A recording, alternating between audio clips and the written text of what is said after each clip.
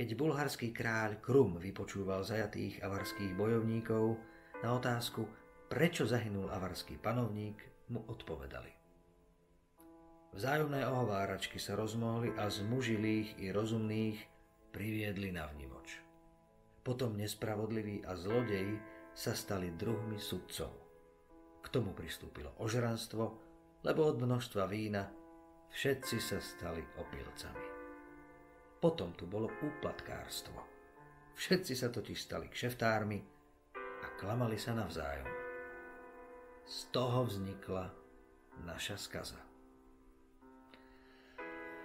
Ako keby sa za tie roky nič nezmenilo. Stále dookola to isté.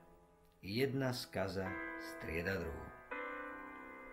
Povedzme tomu už raz a navždy nie. Silným hlasom.